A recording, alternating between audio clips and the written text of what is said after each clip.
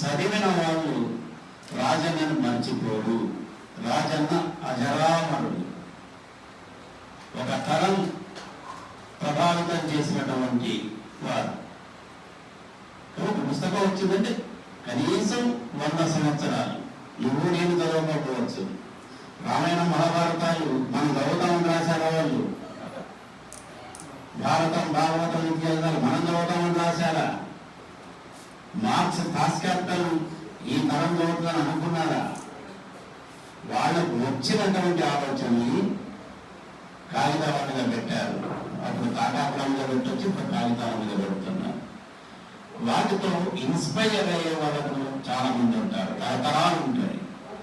కాబట్టి రాజన్నను పుట్టిన జీవితం తప్పకుండా మరణిస్తుంది. జీవితంలో ట్రూత్ ఏమైనా ఉన్నదంటే, సత్యం ఏమైనా ఉన్నదంటే ఒక్కటే మరణం. మరణం ఒక్కటే సత్యం కదా.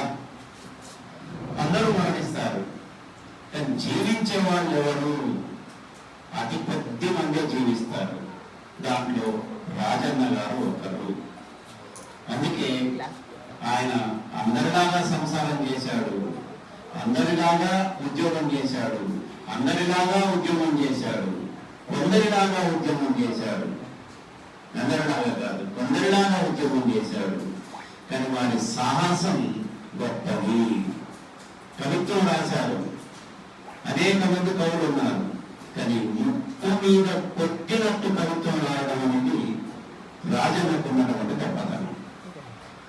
నేను తెలంగాణ ఉద్యమం చేసినప్పుడు ఎందుకు అంతా నాకు మమేకమయ్యామనంటే, వరంగల్ జిల్లా తెలంగాణ రచయితల వేదికకు నేను అధ్యక్షుడిగా ఉన్నాను. ఒక 33 సమావేశాలు నిర్వహించాను. విజయటాకీశ్వరంలో ఉన్నటువంటి రాజరాజ నరేంద్ర భాషా నిలయం ఉంది కదా, అది ఎందుకంటే ఒక చారిత్రకమైనటువంటి ప్రాంతం, అక్కడే పెట్టాలనే ఉద్దేశంతో 33 సమావేశాలు ప్రతి నెల 2వ శనివారం నిర్వహించేవాళ్ళు. రాజన్న తప్పకుండా సమావేశానికి వచ్చారు. మా కార్యవర్గ సభ్యులు ఒక్కరిద్దరైనా ఆ 33 సభలు హాజరు కాని వాళ్ళు ఉండొచ్చు, కానీ అన్ని సభలకు హాజరైనటువంటి వారు నల్లెల రాజయ్య గారు. ఎందుకంటే నడుస్తుంది తెలంగాణ ఉద్యమం, మనదేశ తెలంగాణ ఉద్యమం. ఉద్యమం ఎక్కడున్నా రాజన్న అక్కడ ఉంటాడు అనడానికి నిదర్శనంగా ఇప్పుడు చాలా మంది మాట్లాడారు. నేను ప్రత్యక్షంగా చూశాను. ఆయనతో వచ్చి ముందు కూర్చునేవాడు. ముందు నుంచి జనం వచ్చినాక జైలుకి వెళ్ళిపోయేవాడు, ఎక్కడో ఇంకో కూర్చునేవాడు. ఫస్ట్ స్టార్టింగ్ ఎవరు రాకపోయేవాడు, నేను ఆయన ఇంకో 2 కార్యవర్గ సభ్యులు ఉండేవాడు. ముందు కూర్చునేవాళ్ళం, మాట్లాడుకునేవాళ్ళం. తర్వాత నెమ్మదిగా నుంచి వెళ్ళిపోయేవాడు. ఎంత నిర్మోహమాటస్తుడంటే ప్రతి నెల ఇద్దరితో మాట్లాడించేవాడు. వరంగల్లో ఉన్నటువంటి ఒక సాహితీ సృజనకారుడు, ప్రముఖులు, గతంలో సేవ చేసిన వాళ్ళు, వర్తమానంలో చేస్తున్న వాళ్ళ గురించి 2 ప్రసంగాలు ఉండేవి. ఒకరోజు ఒక సమావేశం నడుస్తుంటే ఆ సమావేశంలో మొదటి వక్తకి ఎక్కువ టైం ఇచ్చాను, 2వ వక్త కొంచెం త్వరగా ముగించండి అని చెప్పాను.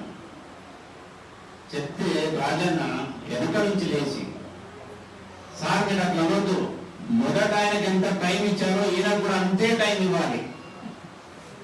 వినేవాళ్ళు వింటారు, పోయేవాళ్ళు పోతారు అన్నాడు లేచి.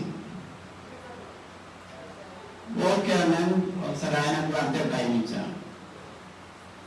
ఇది రాజన్న అంటే కేవలం అందరిలాగా కూర్చుండి ఏదో చెవులు అటు పడేసి వినే రకం కాదు. ప్రతి విషయాన్ని పట్టించుకునేటువంటి వ్యక్తి,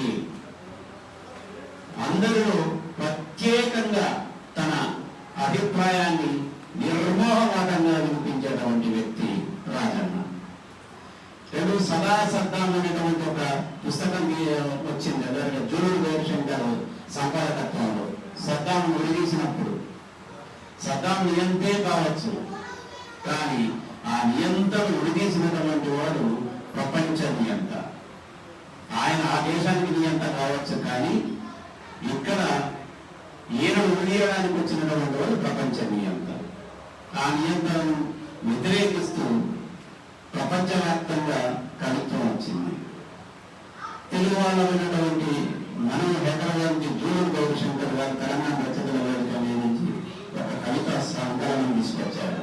దాంట్లో నా కవిత కూడా ఉంది. రాజన్న మళ్ళీ సర్దాం మీద కవితా సంకలనం తీసుకొస్తా అంటే అక్కడ ఒకటి వచ్చిందన్న మళ్ళీ ఎక్కడంటే అక్కడ అందరి కవితలు రావన్నా ఒకటి మీలాంటి ఇంకోటి ఇద్దరు ముగ్గురు రావచ్చు. వరంగల్ వాస్తవాలు ఉన్నారు కదా, వీళ్ళే తీసుకొని మన గొంతు వినిపిద్దాం. ఇది ఉద్యమ స్ఫూర్తి ఉన్నటువంటి వాళ్ళకు ఉండేటువంటి లక్షణం. వీలైనంతగా ప్రజల్లోకి వెళ్ళిపోయేటువంటి వార్తను మూలమూలలోకి వెళ్ళిపోవాలి. గొంతున్న ప్రతి వాళ్ళు గొంతు విప్పాల్సినటువంటి అవసరం ఉన్నది అని అనుకునేటువంటి లక్షణం ఉన్నటువంటి వాడు రాజన్న. మరి అక్కడ పడకైతే మళ్ళీ ఇక్కడ ఇస్తే ఎట్లా అన్నాను నేను.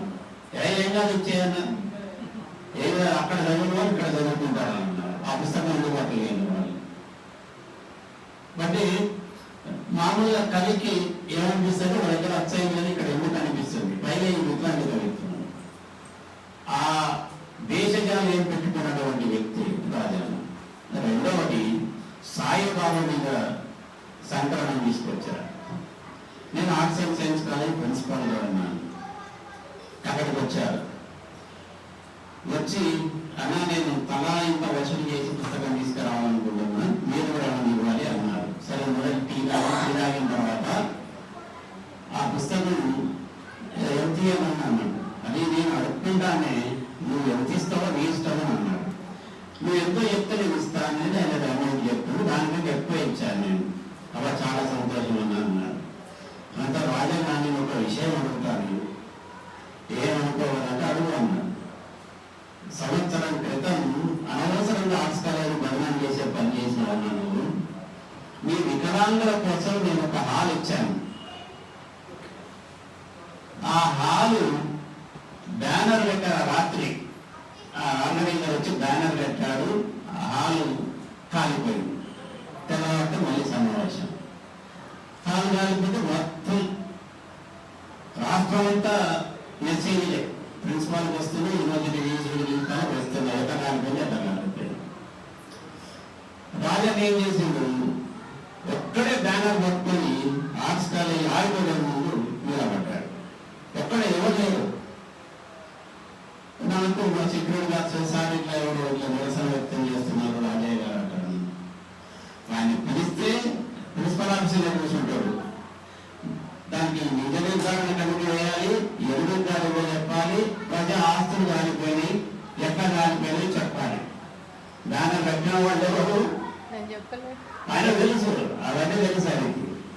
నేను పిలవాలయ్యా, ఆయన ఏమని చేసుకుని వినడు ఆయన మాట అని చెప్పేసి అయిపోయింది. పోలీసు వాళ్ళు వచ్చి పట్టకపోయింది. తర్వాత ఎట్లా ఉంటుంది మేడం ఉంటుంది.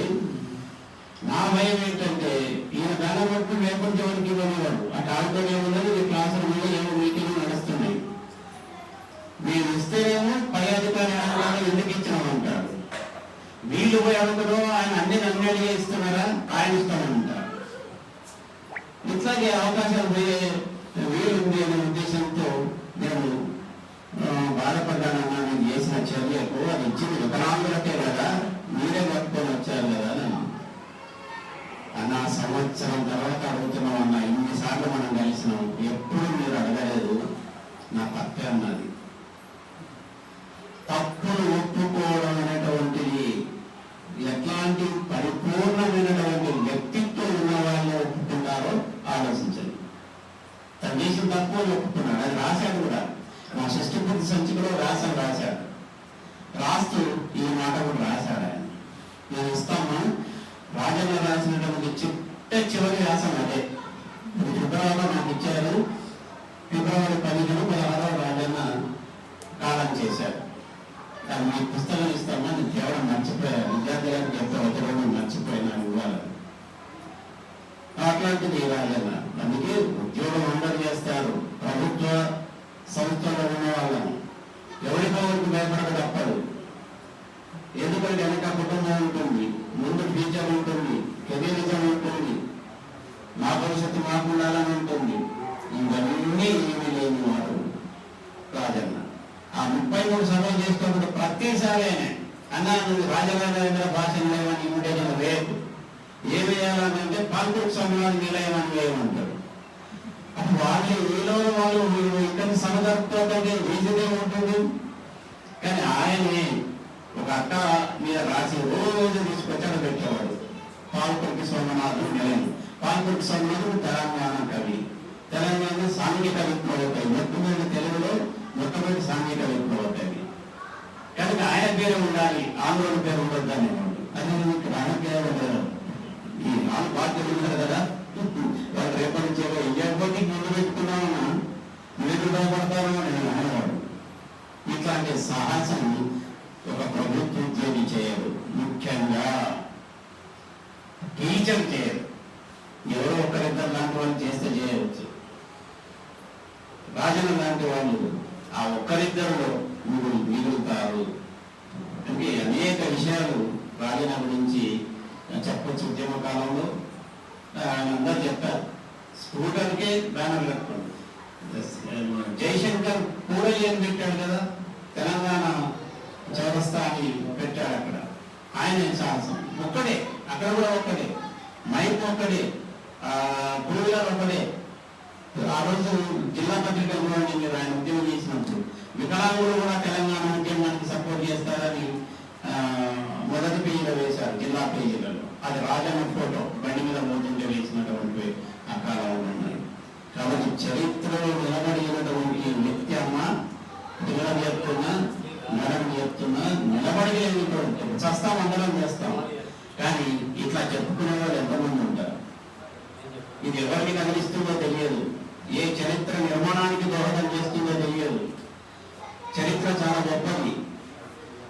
రాజన్న ఒక ఇటుకై ఉంటాడు ఈ చరిత్రలో, తప్పకుండా ఉంటాడు. వరంగల్ చరిత్ర చెప్తున్నప్పుడు, ఉద్యమ చరిత్ర చెప్తున్నప్పుడు రాజన్నను అజరామరంగా ఉంచేటువంటి పుస్తకం తెలియజేస్తూ, దీనికి ప్రధాన సంపాదకులుగా ఉన్నటువంటి చంద్ర గారిని, మిగతా సంపాదక వర్గాన్ని అభినందిస్తూ నాకు ఈ అవకాశం ఇచ్చినందుకు ధన్యవాదాలు తెలియజేస్తున్నాను.